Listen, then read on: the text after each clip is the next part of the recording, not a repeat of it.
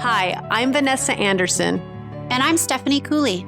It's time to give ourselves a moment to be real, to express all of motherhood. Mothering is beautiful. It's wonderful. And you know what? It's fucked up too. Come hang out with us. We're the real motherfuckers. You got a zit, wrinkles, spots, hair in unwanted places? Or do you just want to treat yourself? We know a place that will hook you up. For our listeners in North County, San Diego, Avo Aesthetics Med Spa gives customers the personalized touch to reach their beauty goals. As owner Melissa Starica says, find the best version of yourself. Seriously, guys, customers get solid skincare treatment, but they also go to Avo Med Spa because they know they'll feel safe, have a good time, and get an authentic, personalized experience. Go to avomedspa.com. That's avomedspa.com. And by the way, cute Lily looks. I know. And by the way, you look so cute in a bun. I never see you with in a the high bun? You look so cute. Do I? Yes. That's my least favorite look. Oh, you looked adorable. And then I love your grays coming in, or your whites. They look good. Like They look really good. That's like sparkly. Thank you. I'm excited for mine to come in more. I like this banter that we're having right now. Me too. Okay, before we get started on the topic at hand today, I wanted to give a shout out to our editor, Julius, because he's the bomb and he helped us pick out the perfect mics so that you can hear our beautiful voices. And I'm sure some of you want to have sex with some of these voices. Oh my gosh. Yeah, no, I have been enjoying listening to it. There's no more in the background. I mean, we're clear and crisp, man. We're finally legit. It took us like, I don't know. It took us like 25 microphones. And that's not even exaggerating. And different setups. So there's a lot of stuff out there. Yeah. Steph and I think, are definitely one of our goals, long-term goals, is to help people who are starting a podcast to guide them, because there's so much advice out there and budgets and stuff. So hopefully we went through all the ups and downs, all the mistakes. We went through a lot of people telling us suggestions of what to do. And we're like, we're going to do our own thing. And then eventually we got around to doing some things. Yes. And we just had to do it on our own time. It's like mothering children, right? It's like a teenager. You yeah, gotta feel the pain. They got to do it themselves and figure it out themselves and feel the stupidity and pain through it all. It's what it is. And so here we are, and we only want to make it better from here. You know, like every day we try to make our podcast better with how we banter, to the topics we bring to you guys, to like guys telling Steph, you know, we're coming full circle with stuff. Like we used to go on a tangent and it was hard for us to get back to the main point, and it's coming. So. But that's okay. I think that the tangent is what makes it feel like people are just hanging out with us. And I think that's what people also enjoy about podcasts. True. Yeah, I would have to second that. But it's also nice to come back to the main topic or main point of the value of whatever you were trying to say. And I've noticed that it's an art to come back to it, because I am forgetful sometimes, a lot of times. Me too. And it's nice that I'm like, oh my God, I remembered to come back. I'm pretty sure that every time I had a baby or had a period, brain cells come out. Yeah.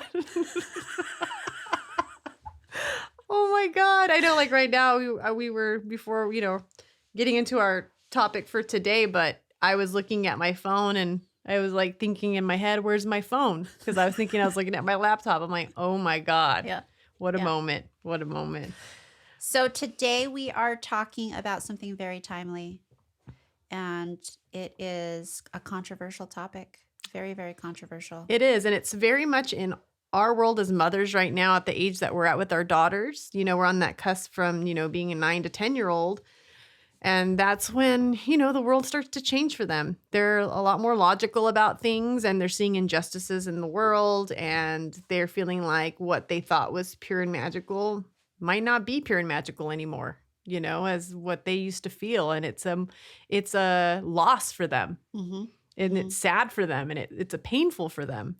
So here we are with the holiday season, and this is a question that's been coming up a lot in topics that I've been involved with parents with younger children, And, older children too, it's, what do you tell your child about Santa and what is the belief around that? And some people believe, that maybe not having him around is the best thing because they don't want to feel like you're lying to your child. Mm-hmm. And some people have a different opinion. It could be they want them to experience that magic. And when the time comes, the truth comes out. And then there's this other scenario that we'll bring later today, that is, it is real. And there's different reasons why it is real to make that magic happen and what that magic really is. Yeah. Mm-hmm. I would say when my first was very young and I didn't know where I stood with Santa and my kid was too young to know what Santa was anyway, I was like, am I going to be on the camp of just not doing the Santa thing?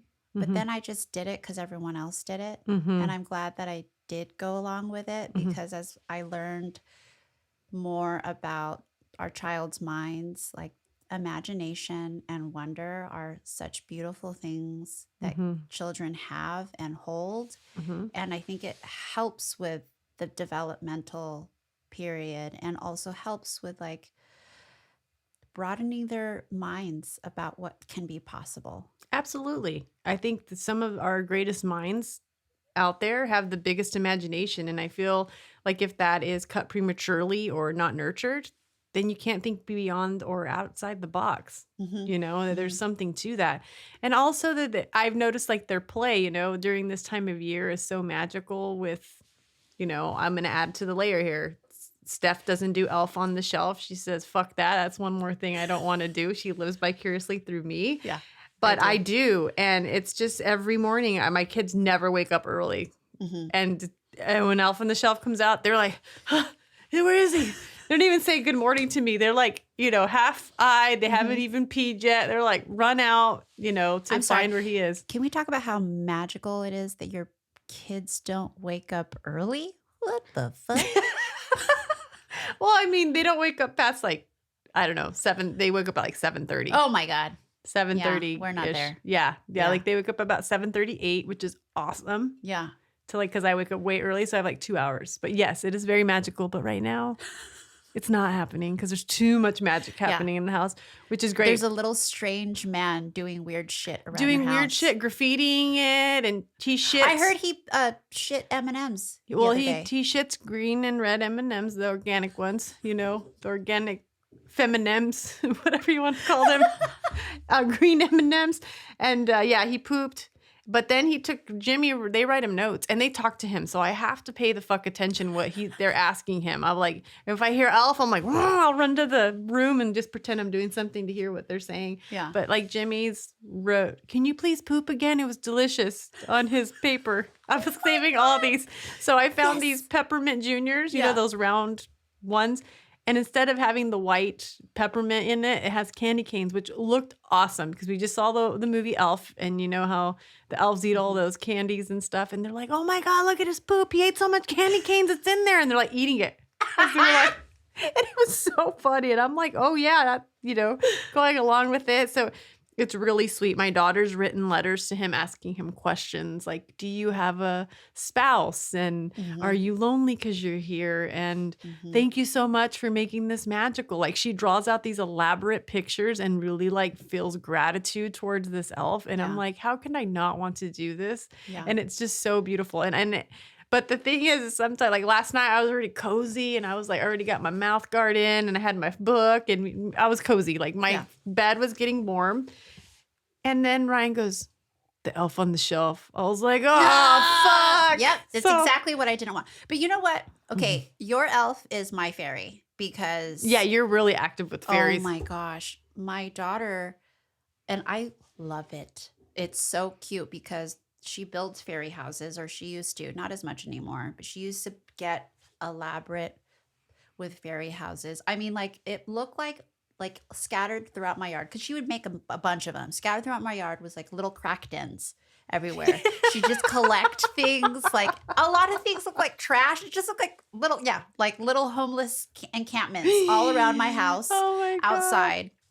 And then she'd leave notes every once in a while, say like, if you if you are around, can you please leave me something? And then I'll be like, okay, remember to do this tonight, I right? remember this. And then I didn't do it. And she was like, the fairy didn't come. And I pause. You had And to she's think like, about oh, what to say. I paused trying to think about what to say. And she's like, oh, I know.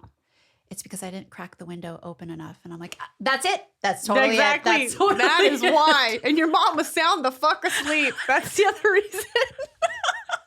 I remember it was so sweet because I was keeping it alive, and also I was on Gabe and I were on a trip, and our nanny and my nephew, who was living with us at the time, were on duty. Oh man. And Catalina had done one of these fairy houses, and and my nanny and Caleb were up late at night making these like little origami things to give her from the fairy. Oh my God. See, Yeah. and so that comes back. I'd like to go, all this revolves around this idea of magic, right? Of this magic power. So I actually looked up, this very scientific and literal definition of what magic is. And it says it's a concept used to describe a mode of rationality or way of thinking that looks invisible. And these forces, and they use them to influence events, affect change in material conditions, or present the illusion of change. So with that said, I thought, well, isn't love invisible? Where that comes from, right? Yeah. My sister was telling me a story about how a cousin told her Santa's not real. And she's like, really, where'd you hear that? And she's like, well, my daddy said that magic isn't real. And my sister's like, well, I don't know if he thinks that. Is it a magician? Like magician's magic? Maybe it's that. But I think it's magic as in like something you can't see. Like, do you love your daddy? And she's like, yeah. She's like, it's that. It's that feeling. You can't see the love, Absolutely. but you feel it. Absolutely. And that's the other thing. Like, where does kindness come from? Yeah. It's an act, but it starts from within. And, kindness and love can be intertwined, but it's the act of love. And to me, we had this discussion in the car last night because Olivia goes, I know that the Santa that I saw today is not the real Santa. Yeah, it's the stand-in. He's the stand-in. Yeah. Yeah. And she was like processing it. She's like, so how does it work? So my husband was on for this one. He goes, well, Santa's so busy, he has to have all his helpers out there. He goes, and he has a lot more helpers than just the Santas. So it's kind of like to the next question, right? Yeah. And it's he a good segue to where she's at exactly. developmentally. And it was like, and it takes all the love and magic of other hands for Santa to exist, right? And she goes, like, kind of like God. Like if someone believes in God. And I was like, yeah, I guess that would be a way to say it. And my husband made it very clear. He goes, Santa is not God. Yeah. But it is this belief of if you think something's possible, it can manifest. Or if others believe it's possible, it can manifest. And so she was pondering it for a while. She goes, that kind of makes sense. Like for her, that moment, she's like, that kind of made sense. And this was after she saw him last night. So, and then my son's still in the realm of like, that was really Santa. He didn't fucking care. He was like, whatever. He's like half asleep in the back. Santa has powers. That's his clone. Yeah. He was like, he was here. That was Santa. He had no like doubts that who lap he sat on last night was not Santa. Yeah. And the Santa we've had him for 4 years. Yeah. And he goes, I remember you guys and da da da da. And I told you this earlier in the kitchen before, but he told my son, and you want Legos. And he had just, we had just written this letter to the North Pole. And that's what my 6.5-year-old son wanted, which most 6.5-year-old kids want, and he was like, oh my God, yes, I do. You remembered. And so that was just another validation for him. Yeah. It was so cool to just sit back and watch this happen. And I can understand the other side of it, of some people being like, I feel like it's a duped lie for some people. And if it doesn't work for you and you truly feel that way, I would say, do what's right for your family, just like anything else in that we talk about. I was in that camp. I was totally in that camp. I wasn't like, I'm going to do this, but I was like exploring the idea. But then I realized it just wouldn't work because everyone around us believes in Your Santa, family. and my Yeah. family is super Yeah. into that, and so I was like, "I'm just gonna go with it." Yeah. Well, my dad used to dress as Santa when the kids were below 4. Yeah. So like he would go change in my Oh she my gosh, shed yes. There and was one yeah. year where we went to go stand in line to see Santa, and it was like a mile long, Oh and no. our daughter was like, she needed to nap, Yeah, it and wasn't I was worth the so time. we left, and that year Gabe had like for marketing his company, he dressed up as Santa and went to different offices. So we just You had just him had the dress up as suit. Santa, There and you then we, go. yeah, Yeah, no, he came in, at the middle of our Christmas Eve celebration, and I had this huge blue, like royal blue velvety sack that I happened to have because of a toy that was given to me from one of my baby showers, and he put their Christmas Santa gifts in those bags and would deliver it, oh and my they'd sit on the gosh, laps and stuff. And Olivia, with like the magic that she had, and the fact that it was my dad too, it just made it awesome. You know yeah, what I mean? And well, I have to back up. The first year it had to be my brother, and this is hilarious. So apparently the Santa suit that I ordered the first year was not for bigger people. uh-huh, And my brother and I are pretty much, we look like twins. Like he and I are the same build. So he was able to wear it, but when my dad tried it on, like he was stuck in it. Like he was literally stuck in it. There's a 5-minute video that I might want to share. It was hilarious. It's like he can't get out of it, and he's like beet red laughing, and it's literally stuck. Like it took him, and it took my mom, and my brother like you should have 5 lubed him up on minutes. the Dude, sides. I think they were gonna have to use scissors, but they didn't want to because he was trying to do a dress rehearsal before, and he is laughing so hard he can't even breathe. So he's as red as the suit. So my brother had to fill in because it barely fit him. It was like fucking hoochie mama tight ass pants, and we were cracking up. It was the best. So, that's special to us because it was my brother and my dad, and it's really nice. And I know that your family, Gabe's family, they have don't they stomp on the roof? Yeah, we do a like an early, it's really cute. The kids all huddle in a room and they sing Christmas carols, and the belief is if you sing Christmas carols loud enough, Mm-hmm. Santa might come early. And it's always like one of the uncles like on the roof, like ho ho ho, Oh, that's so and cool. they're like, "Oh, Santa's here!" And then all the kids run out, and then Santa, leaves like a hat behind, and then the kids go out, and all the Christmas presents are under the tree because they weren't previously. Oh, And so so when they jet outside, Mhm. or do you help sneak attack with that, or who does it? Who puts the presents? It's all the like other adults that are not in the room singing. I'm Oh. always in the room singing and realizing, why the hell don't I have the words with me? And I'm like, Oh my yeah. God. Okay, I got another Christmas story. This is one of our tangents. So I am busted. Like this is when my kids are, I don't know, 1 and 3.5. I Mhm. mean, it's like mom mode. I got clothes on that are clean. I'm not matching. Yeah. My hair might have not been combed. Yeah. And my sister-in-law's with me. She's in the same boat. And one of the main news stations here in San Diego was in Oceanside when we were there. And he comes up to us live. Oh my God. Hey, do you guys know any Christmas carols? Will you sing them for me? And I was all, huh? Like, and then I didn't know what to say. I was like, Jingle Bells. He's all, no, like real ones, like Silent Night, like more religious ones. Oh. It was like a survey they were doing, like Okay. how many people knew the original like Christian Christmas songs Yeah. versus the commercial Christmas songs. Yeah. So I was part of that. Jingle Bells is totally a Christian song, no? I don't think so. I'm kidding. I'm like, I didn't even think about it. So it was like so on the spot. I was so not ready. I was like in lime green Crocs. I mean, it was like the Yeah. most awkward moment of my life. And when we were done, I just looked at my sister-in-law. I'm like, did that shit just really happen? Did it air? I think so, yeah. But I don't know. We didn't make the cut. I think we Okay. looked too busted. Yeah. There was a couple of other older people. You can tell they did like the crowd, but Yeah. we were too caught off guard to do it. But we looked and we're like, oh, we didn't make the cut, but we must have sounded bad or something. But no, it's just it's Christmas songs. There's so many of them, and you do need words sometimes. Going back to your I need the lyric book next.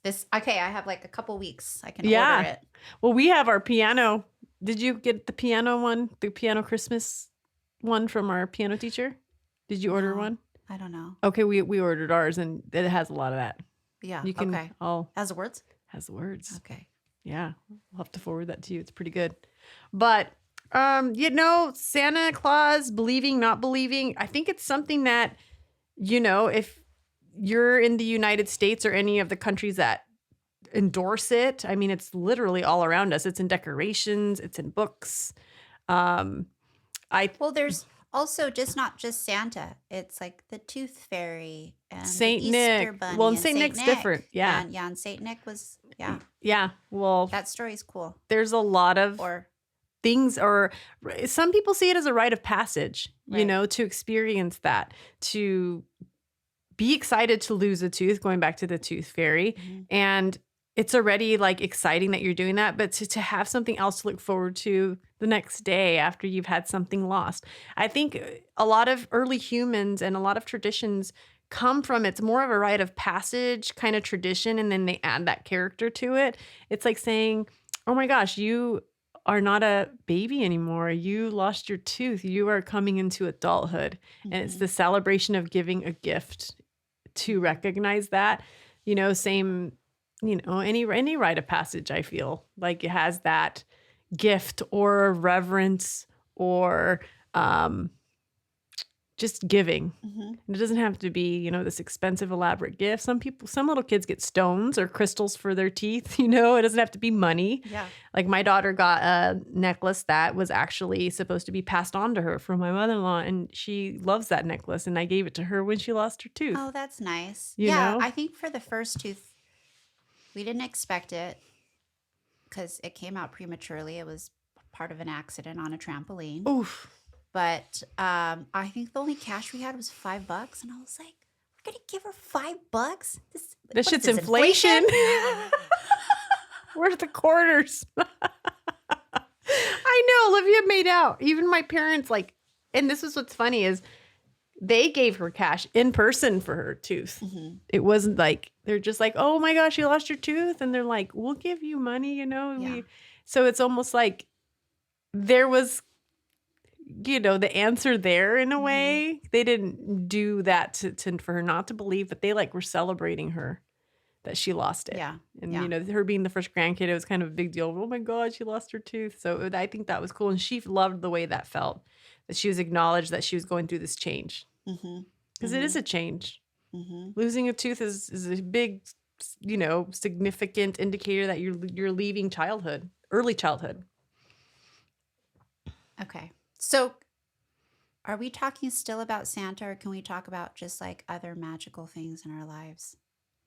I would like to share the article that Yeah. we and then we can move on from Santa. So my husband shared this article with me. Mhm. And it was written in, I believe, in the 40s. And it was in the newspaper article, and it says, "Is there a Santa Claus?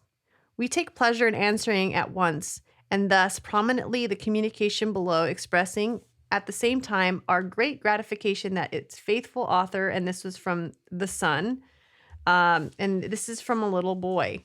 Okay, so it says, "Dear editor, I am 8 years old. Some of my little friends say there is no Santa Claus. Papa says if you see it in the sun, it is so. Please tell me the truth. Is there a Santa Claus?" And this is a little girl back in the day named Virginia. And this was the response. It says, "Virginia, your little friends are wrong. They have been affected by the skepticism of a skeptical age. They do not believe except what they see. They think that nothing can be which is not comprehensible by their little minds. All minds, Virginia, whether they be men's or children's or women's, are little. In this great universe of ours is a mere insect of an ant.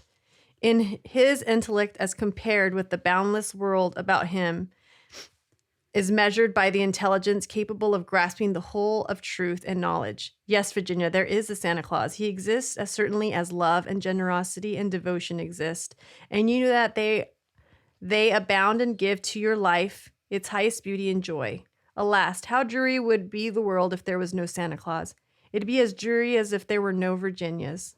There'd be no childlike faith, no poetry, no romance to make tolerable this existence. We should also have no enjoyment except in sense and sight.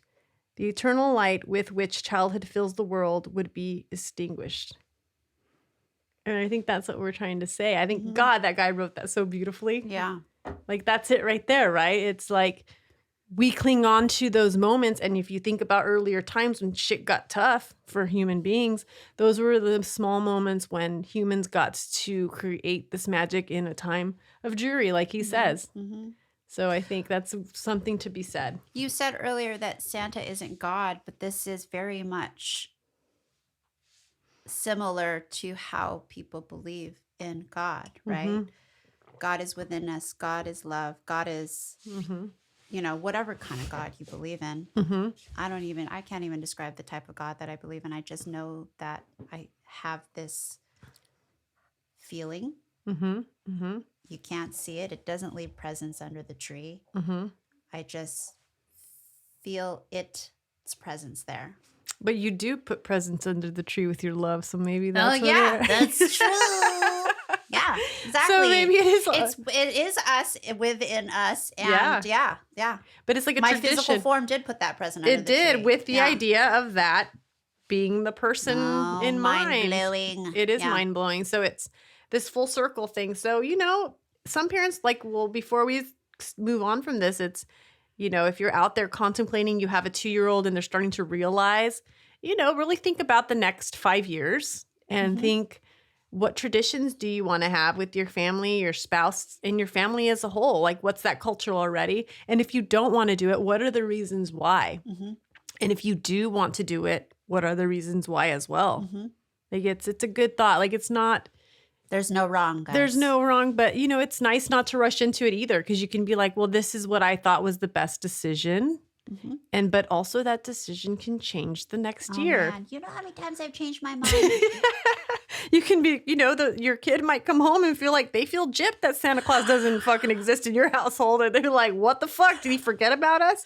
You know, it could be that, or you can have a brilliant response and say, like, we celebrate love in another way. Exactly. Yeah. We do have friends that do that. Like, love and giving. Love and giving is the way Santa Claus does it. And we're the helpers. And, you know, we are Santa Claus because we pass on the love. Like, and I respect that as well. I just say, do what fits your family. We all have our own culture within our family. So, and if you have, when we do air and you have any responses or ideas to that, we would love to hear that. Yeah. I didn't want to talk extensively beyond Santa, but I did want to talk about how, as adults, well, I think in my 20s and 30s, I was very much a realist in like all the like magical things and like all of that kind of stuff I wasn't into. But like recently, we gather for a ladies' moon circle every month on the full moon. And it's really sparked just my fun with the imagination of like the what ifs. We don't like stir witch's potion or anything or like that. Or put fucking needles through little dolls. Yeah, no, we don't do any of that. It's really an excuse for us to it's just a woman's circle. It's an excuse for us to get together and enjoy each other and enjoy on a beautiful night. On a beautiful night. And also, you know, we bring our crystals and we like charge them under the full moon. Yeah, and I had no idea that was a thing until we did this. Yeah, no idea. A friend who also has her moon circle in another part of the state said that they charge their waters and then they drink their water. And honestly, it probably does fucking nothing. Yeah. But I do it because it's fun and it's just like this little spark of little just fun in my life in a world where there's stark realities. And maybe it's placebo. I think placebo is not given enough credit. I love placebo. I love placebo too. It's like, you know, I take placebo all the time. You know, like you have those positive thoughts. Yeah. Good shit happens to your body. You got yucky stuff happening. It's a placebo too. Yeah. Yucky things will happen, right? So if the moon's going to make us it's feel like karma, right? Like everybody you know, it's like you can believe and you don't have to believe, but it's fun to believe. It's like, so fun to believe. I did this. I gave this person my parking spot. I'm going to have good karma. Yeah, I want to believe that's good. Hell you know? yeah. No, I think it is. I think, you know, the world turns on that. And karma is an energy. You know, what if that person had the most shittiest day and was like, there's no kind people in this world anymore? I think everyone says that once in their life, you know? And it's like, you're like, here you go. And they're like, oh shit, you just proved me wrong. Yeah. Maybe there's a little hope and love. I feel like the moon circle is really amazing. It's a time to connect. And like our lighting and the mood we set is so fun. Lola, when we have it at her house. Lola is the one who hosts it and is kind of like our leader. And she knows how to formulate it and what we're going to do, what we're going to talk about, what we're going to write about. It's really fun. Yeah. It's so cool. She really thinks it through, and I really appreciate her effort on making this happen. At first it was for adults, and then we've integrated our daughters, and they do a little moon circle together by themselves. So it's a really nice and with time. us, and we check in with each other, like our general well-being, and it's really nice to admit and celebrate things together. And it's healthy for our daughters to see that, you know, other women will support you. Yeah. Whether, you know, they'll cheer you on when you're having the best time, and they'll also be there to hug you and embrace you when you're having shit time. Yeah. It's really great. And I feel like, I mean, our daughters hang out all the time, and because we're together, working together, which has been great, but you know, they have had special moments, I think, because they had the tools from that circle to integrate talking about deeper things about themselves. Yes. And that's talking made my heart so full to do that. Yeah. You know, and in this circle, I've said things out loud to myself and to others that I wouldn't normally. And we all hold this reverence for each other. You know, like we all step away and we hold what everybody said, but like we don't share with the others because that's also one of the rules. Yeah, it's sacred. But like it's like I hold it with as I go along in my days. Yeah, me too. And we check in with each other, and I love that. I love that we do that. It's like cool to get a text or a voicemail from someone and say, hey, how you holding up today? Is it going okay? Like we're holding this person or this whatever's going on in my life, in my heart. And, you know, we all pass that on, and it makes a difference. It really does. It's made me feel stronger than I have in a long time to know that I'm being supported that way by others, not just my husband or family. It feels so good. Yeah. It feels so good. I have to say there's magic in love because I'm a hopeless romantic, and I've always have been. Yeah. The magic of having romantic times. So I love, just like our moon circle, setting this beautiful mood for having a romantic time with my partner. Like I love the candles and the music, and if the moon is full, and having that dance that's like a movie scene. I love creating movie scenes in real life. That's like an obsession of mine with my husband. Like we create these experiences, and if they don't turn out funny and romantic, then it becomes a romantic comedy. Yeah. You know, but gosh. it's like, it's so funny because my nanny, Anna Eid, hi Anna Eid, was like, oh, Vanessa's I don't know what your horoscope is. Pisces. She's like, they are hopeless romantics and they love love. And I was like, oh my God, that's so Vanessa. It's so me.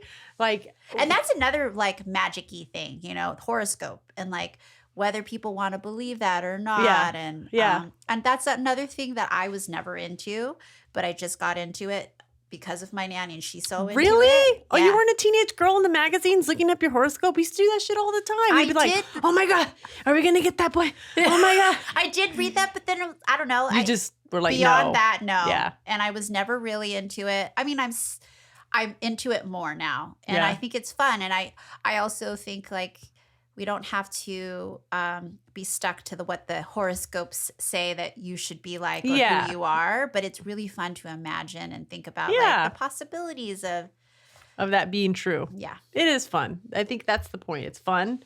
There's a book that you have on your dining or your coffee table out front that goes according to your birthday. Yeah. The birthday book. Dude, if you guys have never seen the birthday book, if you have it at your library or something, you should get it. It is so accurate. Like I felt like I read that and I was like, oh my God, this is like a manual for my life. Yeah. Like it tells you the pros and cons of what you are. And it's so, I had to read it 2 times because it was so accurate. Yeah.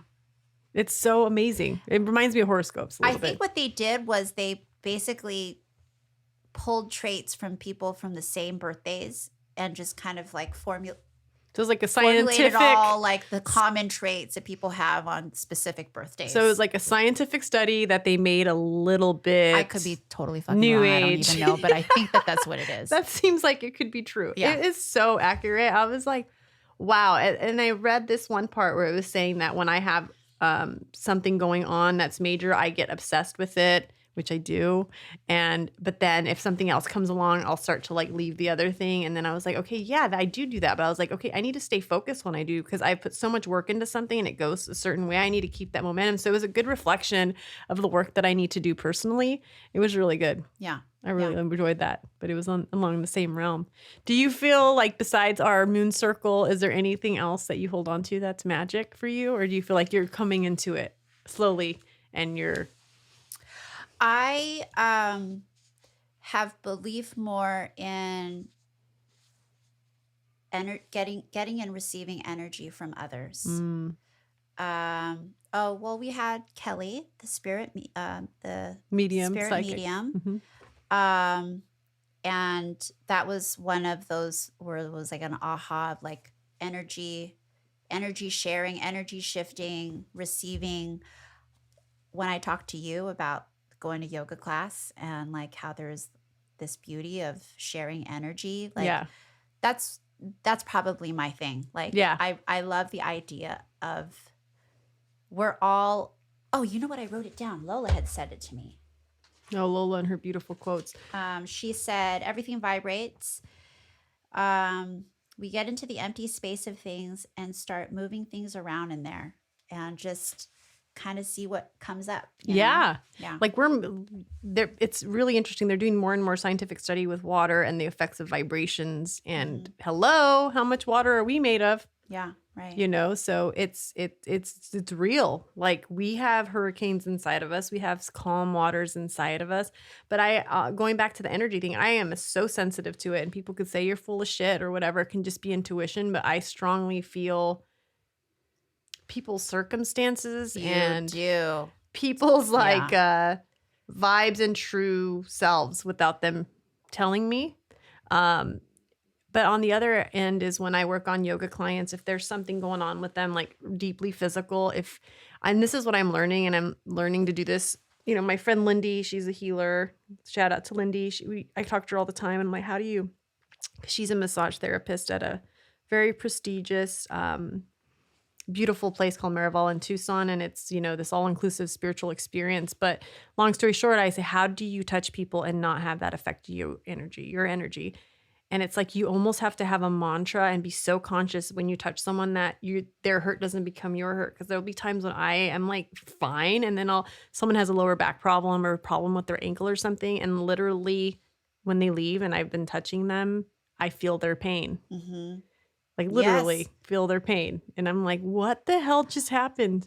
I believe it too, because if you think about more, quote, practically speaking, when you hang out with someone who is negative and it's just negative energy, all of that kind of stuff, you hold on to it if you're not careful. And you start thinking negative thoughts and you start having a bad mood.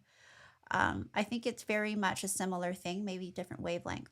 Yeah, I think so too. It is. You know, that there's been a saying forever, especially in the 60s, you have a bad vibe or you have good vibe or good vibes only. It's real. Yeah. So I guess the question to ask yourself is magic real for you? And it doesn't have to be a childlike magic. Mm-hmm. And it's definitely created. And it's fun. Yeah. It is fun. So in a world where everything is real and we see literally bad things happen, like why not sprinkle a little magical dust on it? Some new age people say that people who are quote unquote not enlightened are in a 3D world. And we only see the things from our regular senses, and sometimes we don't even see that. Some people don't even smell what's presently in front of them. Some people don't even really truly see what's in front of them. We don't hear everything. We don't hear everything. So it's like being conscious instead of being like on your phone and there's like a million things going on beyond you. You're not really in your environment, or maybe you are because what you're reading is important. Yeah. There's all perspective, but it's just, you know, maybe you see that beautiful butterfly land close to you that you would have never seen. There's magic all around you. Mm-hmm. So, yeah. Okay. Well, thank you guys for Thank listening. you. And we hope you find a little magic in your life, whether it's a cup of tea, a hug, or whatever it is that you believe in. I think it's magical that we're wearing very complimentary Yeah. outerwear. At first, it was not planned. And then Steph decided she needed to match me, which I love. So I put on my vest. Well, peace out, everybody. Have a magical day. Bye. Bye-bye. If you'd like to keep up with the latest, see more shenanigans, or just connect with us, go to Instagram, where you'll find us at Real Motherfuckers Podcast. And also, if you'd like to see some real juicy mama boobs, you can see it in action on YouTube, also at Real Motherfuckers Podcast. And enough with the free Costco samples. You can start paying up. Actually, you can also just support us monetarily on Patreon, where you'll get some more cool exclusive content. And you can find us there at Real Motherfucker Fuckers Podcast. We fuck up on this show. Yeah. Nothing's perfect. Hence the name.